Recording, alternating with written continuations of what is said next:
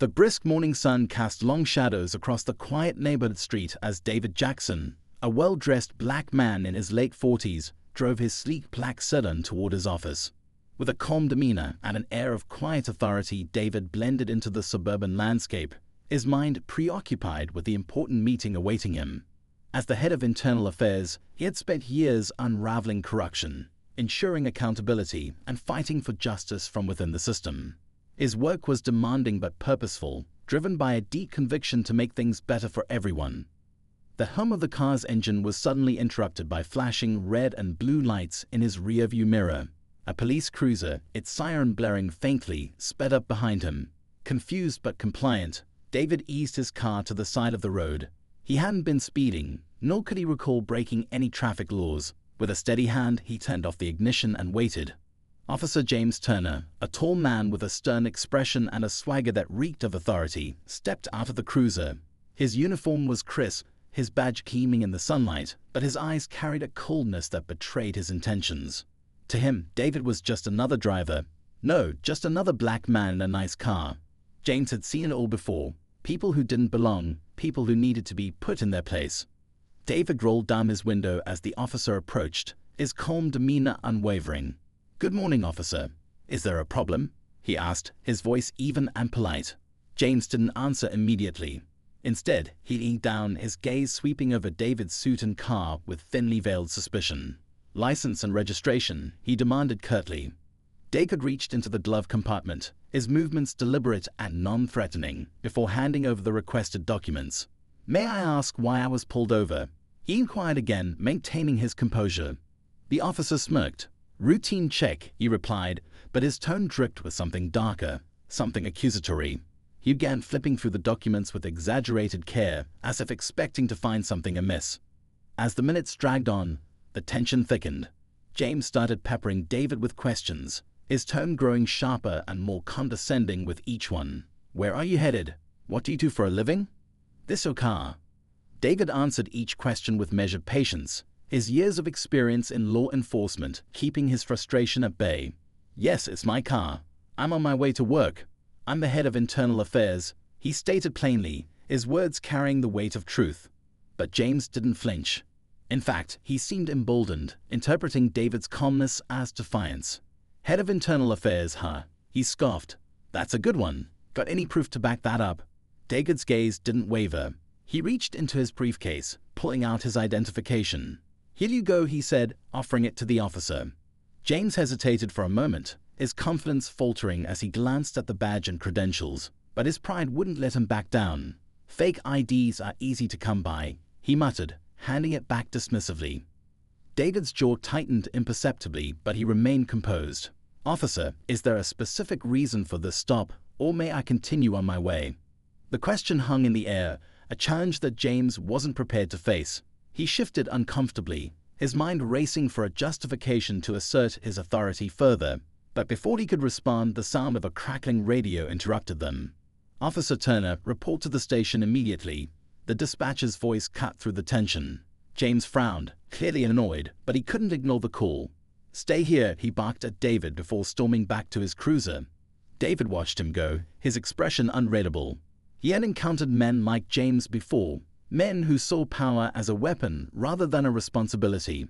But he also knew that the truth had a way of surfacing, no matter how deeply it was buried. As the officer spoke into his radio, his posture stiffened, and his face drained of color. Whatever he was hearing, it wasn't good. He glanced back at David, a flicker of recognition and panic flashing in his eyes. Suddenly, the dynamic shifted. David remained seated in his car, his calm exterior masking the storm of emotions within. He could sense the change, but he said nothing, waiting for the next move. The stage was set, the players in place, and the unraveling of the truth was just beginning. James Turner's heartbeat quickened as the voice on the radio repeated itself, sharp and unyielding. His mind struggled to process the dispatcher's tone, laced with urgency and a sense of something far more significant than the routine traffic stop he'd initiated. His hand instinctively reached for the mic, but he hesitated. For the first time in years, he felt the weight of doubt pressing on his chest. He glanced back toward the black sedan parked calmly by the curb, the man inside it sitting as still as a statue. Something about the situation wasn't adding up. James had been a police officer long enough to trust his gut, but this time his instincts were betraying him. There was no usual sense of control, no familiar feeling of authority. Instead, there was unease, a nagging suspicion that he might have made a mistake. The dispatcher's voice broke through again, this time sharper. "Turner, do you copy? Return to the station immediately. This is a priority call." James finally responded, his voice faltering slightly. "Understood, on my way." He placed the mic back on its cradle and turned off the siren, his movements stiff and deliberate. He took a deep breath, trying to steady himself, then stepped out of the cruiser and approached David's car once more. David watched the officers approach through the rearview mirror, his expression unchanged. He could sense the shift in the officer's demeanor, the hesitation in his stride, the uncertainty in his eyes. But David had learned long ago how to stay calm under pressure. He remained still, waiting. When James reached the driver's side window, he hesitated, clearing his throat awkwardly. "Mr. Jackson," he began, his tone notably different. "It seems I've been called back to the station for something urgent. You're free to go." David raised an eyebrow, his calm gaze locking onto James's. No further questions. He asked evenly, his voice carrying the slightest edge. James shook his head, avoiding eye contact. "No, you can go," he repeated, stepping back. But the tension between them lingered, unspoken and unresolved. David nodded slowly, started the car, and pulled away without another word. His hands gripped the steering wheel a little tighter than usual, but his mind remained focused. He didn't need to look back to know the officer was watching him drive away, still trying to piece together what had just happened. As David continued down the road, his thoughts drifted back to his years in law enforcement. He had seen firsthand the kind of power dynamics that could turn good people into something else entirely. James Turner wasn't the first officer he'd encountered who seemed to wield his badge like a weapon, and he wouldn't be the last. But David had learned to pick his battles carefully. There was a time and place for everything, and this particular incident felt far from over. Meanwhile, James sat in his cruiser, staring blankly at the dashboard. He couldn't shake the feeling that something bigger was at play, something he wasn't privy to. The name David Jackson echoed in his mind, tugging at a memory just out of reach. He picked up his phone and quickly typed the name into the department's database, hoping to find answers. What he found made his stomach drop. The profile that appeared on the screen wasn't just any name in the system.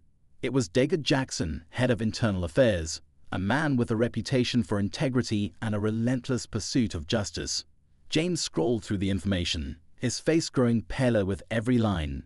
This wasn't just a traffic stop gone wrong. He had unwittingly crossed paths with one of the most influential figures in law enforcement, someone with the power to end careers with a single phone call. The realization hit him like a punch to the gut. His mind raced, replaying every second of the encounter, every word he had spoken. He felt exposed, vulnerable in a way he hadn't experienced before. He knew he had crossed a line, but it was too late to undo what had been done. At the station, the air was thick with tension as James walked through the doors. Officers exchanged glances as he passed, their faces unreadable. He made his way to the captain's office, his steps heavy with dread. When he entered, the captain was already waiting for him, her expression grim.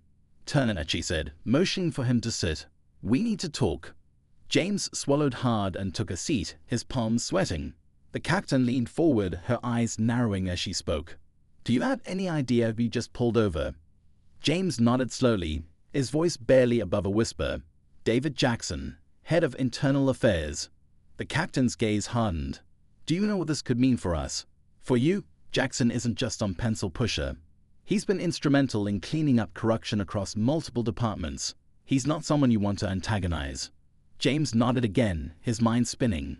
"I didn't know it was him at the time," he admitted. "It was just a routine stop." The captain's expression didn't soften. "Routine or not, you've made a mess of this. I've already received a call from his office. He hasn't filed a complaint yet, but I wouldn't count on that lasting. Jackson isn't the type to let things slide." James felt a chill run down his spine. He had faced difficult situations before, but this was different. This wasn't just about him anymore. It was about the reputation of the department, the delicate balance of power, and the potential fallout from his actions. As the captain continued to speak, James' mind drifted, consumed by the weight of what lay ahead. He couldn't shake the image of David Jackson, sitting calmly in his car, his presence commanding and unshakable. For the first time in his career, James felt truly outmatched, and he didn't know how to fix it. Back at his office, David sat at his desk, reviewing files with the same meticulous attention to detail that had earned him his position. But his thoughts kept returning to the encounter with James Turner. He couldn't ignore the officer's demeanor, the arrogance that had so often plagued the system he worked to reform. David leaned back in his chair, his gaze fixed on the ceiling. He had spent years fighting for accountability, for fairness, for justice. And yet, moments like this reminded him of how much work was still left to do. He knew that his next move would set the tone for whatever came next. Not just for him, but for everyone involved. James Turner couldn't shake the sinking feeling that had settled in his chest as he left the captain's office. The captain's warning echoed in his mind, each word a reminder of how badly he had miscalculated. He walked back to his desk, his colleagues' glances burning into him. They didn't say anything, but their silence was louder than words. He could almost hear the whispers that would start once he was out of earshot. He hated feeling vulnerable, hated the way the balance of power had shifted so suddenly. Sitting at his desk, James stared at the screen in front of him. He knew he couldn't ignore the situation. He began combing through every piece of information he could find on David Jackson. The deeper he dug, the more respect he felt for the man he had so blatantly disrespected. Jackson wasn't just any bureaucrat. His career was a testament to fairness, an unrelenting pursuit of justice. He had exposed corruption in multiple departments, some of which had led to high-profile resignations and even prison sentences. Jackson was the kind of man who didn't stop until the truth came out. James leaned back in his chair, exhaling sharply. He couldn't let this incident be the thing that derailed his career, but how could he fix it? He wasn't even sure if an apology would be enough. A part of him wondered if Jackson would even bother filing a complaint. Men like him didn't need to. Their reputations alone carried enough weight to ensure accountability without them lifting a finger. Across town, David was wrapping up his meeting, but his mind lingered on the morning's encounter. It wasn't the first time he had dealt with a situation like this, and it likely wouldn't be the last. Still, something about Officer Turner stuck with him. The way the man's arrogance had masked a deep insecurity. The way he had reacted when David revealed his position. It wasn't just ignorance, it was fear. Fear of losing control. Fear of being exposed. David made a mental note to dig deeper into Turner's record. As head of internal affairs, he had access to information that could paint a clearer picture. He wasn't out for revenge. He wasn't built that way. But he believed in accountability, in holding people to the standards they were sworn to uphold. If Turner's behavior during the traffic stop was indicative of a larger pattern, it couldn't be ignored. Later that evening, James sat in his dimly lit apartment, nursing a beer and staring at the TV without really watching it. The day had left him drained, and the weight of uncertainty pressed heavily on him. He thought about his family, his wife, who had stood by him through every challenge, and his teenage son, who looked up to him. They didn't know about what had happened yet, and he wasn't sure how to tell them. The sound of his phone buzzing snapped him out of his thoughts. He hesitated before picking it up, his pulse quickening when he saw the number. It was the captain. Turner. Her voice came through the line, stern and no nonsense as always. We need you back at the station. There's been a development. James didn't ask questions. He grabbed his keys and headed out, his mind racing. As he drove through the darkened streets, he couldn't help but feel that whatever awaited him at the station would only complicate things further. When he arrived, the tension in the air was palpable. Officers milled about, their conversations hushed. The captain was waiting for him in the briefing room, a file in her hand. She gestured for him to sit down before tossing the file onto the table in front of him. David Jackson filed an inquiry, she said, her tone clipped. Not a formal complaint, but he's requesting an internal review of your conduct. James felt his stomach drop. He opened the file and scanned the contents, his heart pounding. The inquiry was straightforward, professional, and damning. Jackson had detailed the events of the traffic stop with precision, highlighting the lack of probable cause and the tone of condescension that had characterized the interaction. The captain's gaze bore into him. This isn't just about you, Turner. This inquiry puts the entire department under a microscope. If this goes south, it's not just your badge on the line. James swallowed hard, nodding. I understand, he said, though the words felt hollow. Meanwhile, David sat in his home office, staring at his laptop. He had spent the evening reviewing Turner's record, looking for patterns. It didn't take long to find them. Complaints from citizens, subtle but telling. Incidents that had been swept under the rug. Nothing egregious on the surface, but enough to suggest a troubling pattern of behavior. David sighed, leaning back in his chair. He didn't take pleasure in uncovering these things, but he knew they couldn't be ignored. He believed in the system, flawed as it was, and he believed in the potential for change. Turner's case would be no different. At the same time, a subplot was quietly unfolding. Another officer, a young woman named Lisa Morales, had been watching everything unfold from the sidelines. She had joined the force with high ideals, only to find herself disillusioned by the reality of the job. Morales had worked with Turner before and had her suspicions about his methods. She had witnessed his tendency to profile people, to act impulsively when he felt his authority challenged. But she had stayed silent, unsure of how to speak up without jeopardizing her own career. Now, with Jackson's inquiry in motion, Morales saw an opportunity. She began gathering her own evidence, compiling stories and incidents that had gone unreported. It wasn't easy, she knew the risks, but she couldn't stand by any longer. If this was her chance to make a difference, she would take it. As the pieces began to fall into place, the tension only grew. James was caught in a web of his own making. David was determined to see justice served, and Morales found herself at a crossroads, her actions carrying the potential to change everything. The conflict was far from over, and the resolution remained uncertain. Each character was driven by their own motivations, their own sense of right and wrong, and as the paths continued to intersect, the stakes grew higher, the consequences more far-reaching. The atmosphere at the station was tense the next morning. James Turner arrived early, his face drawn and pale. He avoided eye contact with his colleagues as he made his way to his desk, the weight of the inquiry hanging over him like a dark cloud. Every passing conversation, every sidelong glance felt like judgment. He knew that his actions during the traffic stop had set off a chain reaction, and the fallout was only just beginning. David Jackson's presence loomed large even in his absence. His reputation as a relentless investigator was well known among the force, and the mere mention of his name carried weight. The fact that he had requested an internal review was more than enough to set everyone on edge. James had always considered himself untouchable, but now for the first time in his career, he felt exposed. Meanwhile, David's inquiry had gained traction. The review team had begun interviewing officers, poring over Turner's record and cross-referencing his past behavior with the complaints filed against him. What they uncovered painted a troubling picture: patterns of profiling, a history of dismissing procedural guidelines, and a string of incidents that suggested a misuse of authority. It wasn't enough to label Turner a bad cop outright, but it was enough to raise serious questions about his conduct. Lisa Morales watched everything unfold from a distance, her heart pounding with a mix of fear and determination. She had submitted her findings anonymously to the review team, detailing what she had witnessed during her time working with Turner. Her evidence was damning, but it came with a cost. Morales knew that if anyone found out she was the source, her career could be over. Still, she couldn't ignore the voice inside her urging her to do the right thing. As the review intensified, Turner found himself under closer scrutiny. Supervisors began shadowing his patrols, questioning his decisions, and monitoring his every move. His fellow officers kept their distance, unwilling to risk being associated with him. The isolation was suffocating, and the once confident James Turner now found himself unraveling under the pressure. One evening, as James sat alone in his car after a long shift, he found himself staring at his badge. The polished metal, once a symbol of pride, now felt like a weight around his neck. He thought about his son, about the example he was supposed to set. He thought about the choices he had made and the man he had become. A part of him wanted to believe he could fix this, but another part of him wasn't so sure.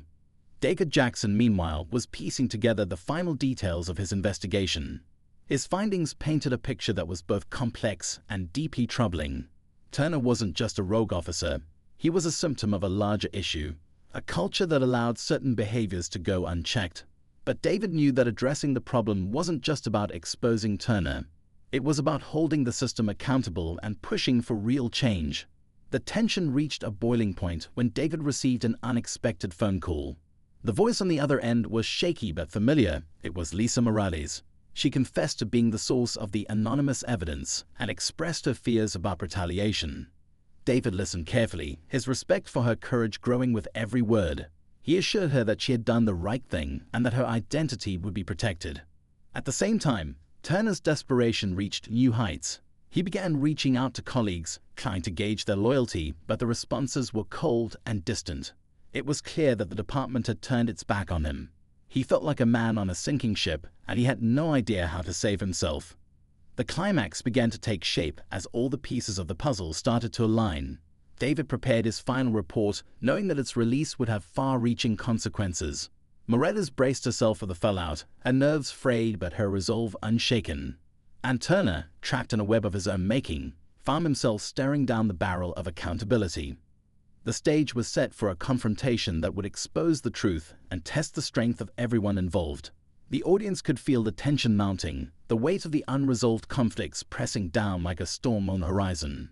The moment of reckoning was close, but no one knew how it would unfold. And as the final threads of the story wove together, one thing was certain: nothing would ever be the same.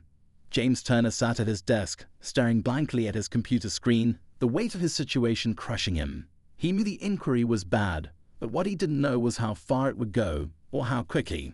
The department had made it clear that no one was coming to his rescue. The whispers in the hallways had turned into open avoidance, and even officers he considered allies were steering clear of him. He had always believed the badge made him untouchable, but now it felt more like a target on his back. As James buried his head in his hands, a knock at his cubicle startled him. It was Morales, standing stiffly with a file in her hands. She rarely interacted with him, and the tension between them was palpable. James frowned, unsure of why she was there, but before he could say anything, she handed him the file. "You need to see this," she said, her voice low and cautious. "It's about the inquiry. Just read it." James hesitated, but her serious tone compelled him to take the file. As she walked away, he opened it, his eyes scanning the pages quickly. What he found sent a chill down his spine. It wasn't just the complaints about his behavior that were being reviewed. The investigation had expanded to include other officers in the department. Patterns were emerging, patterns of systemic misconduct that went far beyond him. The inquiry wasn't just about a single traffic stop anymore. It was turning into an expose of the entire department. James's first reaction was disbelief, followed by a surge of anger. He had spent years playing by the department's unspoken rules, doing what others had done before him. Now it seemed like he was being singled out while others skated by unscathed. The file hinted at broader corruption, but what struck James the most was how carefully crafted the report was. Someone had been building this case for a long time, and it was clear that his traffic stop with David Jackson had been the tipping point. Across town, David sat in his office, poring over new evidence that had come to light. The inquiry had taken on a life of its own, and while his initial focus had been on Turner, it was impossible to ignore the broader implications. The deeper his team dug, the more they uncovered a culture of bias and abuse that had been allowed to fester unchecked. David's instincts told him that this case could be a turning point, but it would also make him enemies in high places. The stakes were higher than ever, and he knew the department would fight back to protect its image. But then, an unexpected development shook David's confidence. One of his trusted investigators approached him with news that someone within the department had leaked sensitive details of the inquiry to the press. The story was out now, splashed across headlines and fueling public outrage. The leak wasn't just a breach of trust. It was a calculated move designed to derail the investigation and shift the narrative. David's name was being dragged through the mud, with accusations that he was overreaching and targeting good officers for personal gain. For James, the media frenzy was both a blessing and a curse. On one hand, it shifted some of the heat away from him, painting David as the villain. On the other hand, it escalated tensions within the department, leaving everyone on edge. Officers who had been indifferent to James before were now rallying around him, framing him as a scapegoat in a larger conspiracy. The department felt like a powder keg, ready to explode. Morales watched the chaos unfold with a heavy heart. She hadn't anticipated how quickly things would spiral, and the leak only made her more nervous. She suspected that someone within the department, possibly someone implicated in the inquiry, was trying to protect themselves by muddying the waters. It was a dangerous game, and Morales wasn't sure how long she could keep her role in the investigation a secret. The second twist came late one evening when David received an anonymous tip. The caller, who refused to identify themselves, claimed to have evidence of a cover-up involving high-ranking officials within the department. They hinted that Turner's actions were just the surface of a much deeper problem, one that extended all the way to the top. The caller agreed to meet David in person, but their cryptic tone left him uneasy. The meeting was set for the next night, in a public park under the cover of darkness. David arrived early, scanning the area for anything unusual. He didn't trust easily, and this situation felt like it could be a trap. The man who eventually approached him was middle-aged, wearing a baseball cap pulled low over his face. He handed David a flash drive without a word, then disappeared into the shadows. When David reviewed the contents of the drive, his suspicions were confirmed. The files contained damning evidence of corruption. Emails, memos, even recorded conversations implicating senior officials in illegal activities. It was the kind of evidence that could bring down an entire department, but it also put a target on David's back. The revelation added a new layer of complexity to the conflict. The stakes weren't just about accountability anymore, they were about survival. David knew he couldn't trust anyone, not even those closest to him. The only certainty was that the situation was far more dangerous than he had anticipated. James, unaware of the new evidence, found himself being pulled deeper into the department's internal politics. His name was being used as a rallying cry by officers who felt threatened by the inquiry, and he was beginning to realize that he was being manipulated. The people he thought were supporting him had their own agendas, and James was little more than a pawn in their game. As tensions reached a breaking point, the stage was set for a confrontation that would leave no one untouched.